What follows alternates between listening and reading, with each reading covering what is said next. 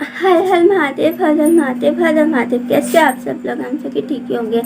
तो आज बज रहे हैं शाम के 8 और मैंने फटाफट से, मुझे अब टाइम मिला है ब्लॉगिंग के लिए, तो मैं अब ब्लॉगिंग कर रही हूँ। और आज मैं आप लोगों को लेके जाने वाली हूँ तारों के शहर में, क्योंकि मैंने फटाफट से छोटा मोटा सारा काम कर लिया है। तो आज मुझे टाइम मिल गया है ब्लॉगिंग के लिए। लेकिन अभी भी प्रॉब्लम ये है कि कुछ मेहमान लोग आने वाले हैं, तो मैंने सोचा उन मेहमानों के आने से पहले ही मैं अपना सारा काम कंप्लीट कर लेती हूँ, अपने वीडियो वगैरह बना लेती हूँ, ताकि बाद में मुझे टाइम नहीं मिलेगा। तो इसलिए मैंने जल्दी जल्दी से सारा काम ख़त्म किया और फटाफट से मैंने ब्लॉगिंग स्टार्ट करी। और अब मैं आपके सामने हूँ। तो यहाँ पे बहुत ज़्यादा गर्मी हो रही है, बहुत ज़्यादा गर्मी। और पंखा भी ऑफ हो रखा है, दिखाती हूँ पंखा ऑफ पड़ा है क्योंकि पंखा बहुत ज़्यादा गर्म हो चुका है। पंखा भी कितना काला खलूटा सा हो गया है और मुझे लगता है इसको कल धुलना पड़ेगा। इस पंखे की भी सफाई बहुत ज़्यादा ज़रूरी है, इसकी तो कल ही सफाई करूँगी, ठीक है। हमने पंखे की क्या हालत हो रखी है कि पंखा बहुत काला खलूटा सा हो रहा है, तो कल मैं इसकी सफाई करूँगी।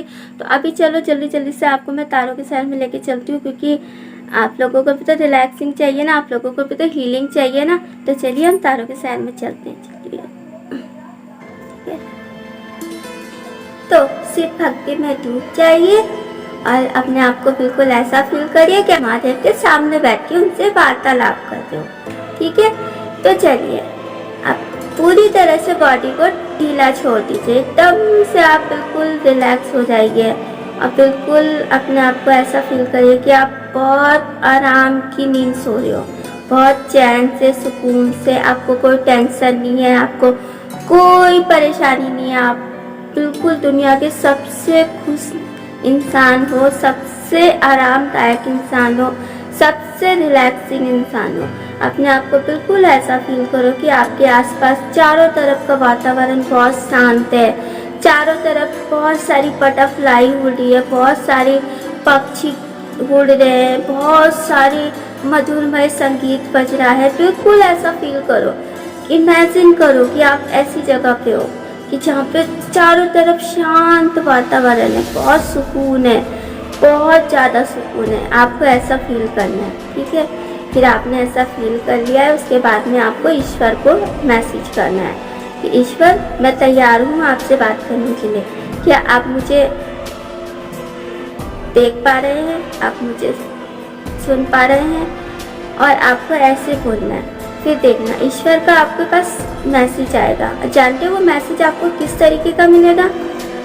आपको मैसेज ऐसे मिलेगा,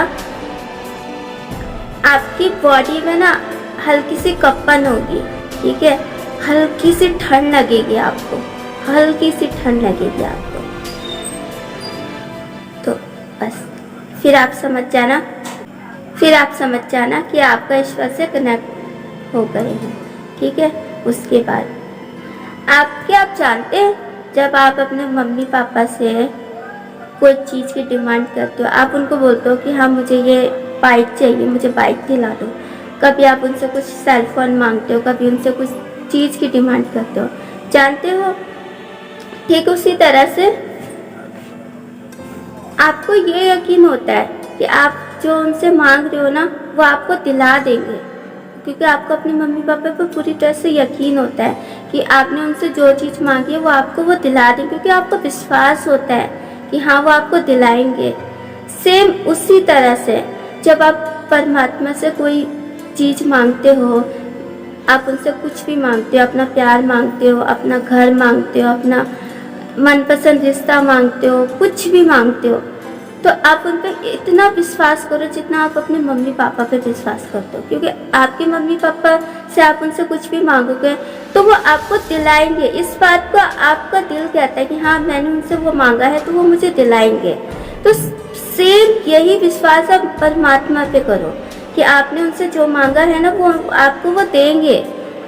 आपको देर से मिलेगा, और देरी का कारण जानते क्यों होता है? चलो मान लिया आपने अपने मम्मी पापा से बाइक मांगी, ठीक है, उन्होंने बोला ठीक है हम दिला देंगे, लेकिन वो एकदम से तो नहीं दिलाएंगे ना आपको। जैसे आपने बोला और वो तुरंत आपको शोरूम लेके गए और आपको बाइक दिला दी, ऐसा नहीं। वो पहले आपको समझेंगे, देखेंगे, आपकी परख करेंगे कि आप वो बाइक चलाने के लायक हो भी या नहीं, कि आप उस बाइक को बैलेंस में रख सकते हो या नहीं, कि आप उस बाइक के काबिल हो या नहीं। जब उनको यकीन हो जाएगा कि आप वो सब परफेक्ट हो उस चीज़ के लिए, वो तभी तो आपको दिलाएंगे ना, क्योंकि वो आपको अपनी जिम्मेदारी पे दिला रहे हैं। कल को आपको कोई नुकसान होता है तो बात तो उन्हीं पर आएगी ना। तो इसलिए सबसे पहले वो आपको चेक करते हैं कि आप उस चीज़ के लायक हो भी या नहीं। तो सेम इसी तरह से परमात्मा भी पहले आपको चेक करता है। ये जो आप विश मांगते हो वो देरी का कारण इसीलिए होता है क्योंकि वो पहले परमात्मा आपको चेक करता है कि आपने जो चीज़ उनसे मांगी कि आप उसके काबिल हो भी या नहीं। आपने जो प्यार उनसे मांगा कि आप उसकी हिफाजत कर भी पाओगे या नहीं। आपने उनसे जो घर मांगा है कि आप उस घर की रखवाली कर पाओगे या नहीं। आपने उनसे जो रिश्ता मांगा है कि आप उस रिश्ते को निभा पाओगे या नहीं। जब परमात्मा आपका टेस्ट लेता है, ठीक है, अब आप आपको पता है वो टेस्ट कैसे पता करोगे? आप उस टेस्ट को ऐसे पता करोगे, आपके पास किसी न किसी रूप में ना कुछ ऐसे क्षण होंगे जो आपके लिए बिल्कुल आपकी समझ से परे होंगे, ठीक है। और वो टेस्ट की पहचान ऐसी होगी जैसे कि आप खाना खा रहे हैं, ठीक है, आप खाना खा रहे हैं और अचानक से आपके सामने कोई भूखा इंसान आ गया, कोई जानवर आ गया, तो आपके अंदर एक फीलिंग आएगी कि वो इंसान भूखा है, वो जानवर भूखा है, मैं उसे अपना खाना दे दूँ, मैं उसको वो सुविधा दे दूँ जिसके लिए वो दर दर भटक रहा है। अगर आपके अंदर ये वाली फीलिंग आ गई तो समझ लेना कि आप एक टेस्ट में पास हो चुके हैं। अगर आपके सामने दो प्यार करने वाले हैं, वो पिछड़ रहे हैं, ठीक है, वो अलग हो रहे हैं, लेकिन आपके अंदर ये फीलिंग आएगी कि आप भगवान उनको मत दूर करो, उनको मिलवा दो, उनको एक दूसरे से मिलवा दो, तो वो आपका दूसरा टेस्ट होगा। तीसरा टेस्ट, कोई रिश्ता टूट रहा है लेकिन आपको बुरा लग रहा है कि वो रिश्ता क्यों टूट रहा है, वो रिश्ता नहीं टूटना चाहिए, तो वो आपका तीसरा टेस्ट होगा। ऐसे ऐसे करके ईश्वर आपके टेस्ट लेगा और ये अनजान टेस्ट आप भी नहीं समझ पाओगे ये कब हो रहे क्यों नहीं हो रहे, लेकिन मैंने आपको एक इशारा दिया है कि भगवान ऐसे ही टेस्ट लेते हैं, ठीक है।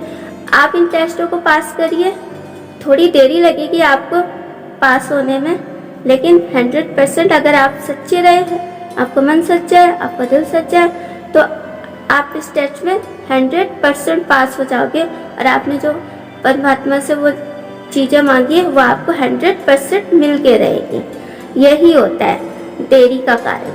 तो समझे आप, जिस तरह से आप अपने मम्मी पापा पे यकीन करते हो कि वो आपको वो चीज़ दिलाएंगे क्योंकि आपको उन पर ट्रस्ट होता है, यही ट्रस्ट आप परमात्मा पे करो, उन पे छोड़ दो, वो अपना आप देख लेंगे, बस आप टेस्ट के लिए तैयार रहो, ठीक है। तो चलिए आज की हीलिंग को यही खत्म करते, चलते वापस से अपने ब्लॉगिंग की दुनिया में, ठीक है। हर हर महादेव, ठीक है। आंखें खोलो, हम आ गए तारों के सैर से इंसानों की दुनिया में। तो आप लोगों को कैसा फील हुआ हीलिंग से? अच्छा फील हुआ ना? तो ऐसे ही हंसते मुस्कुराते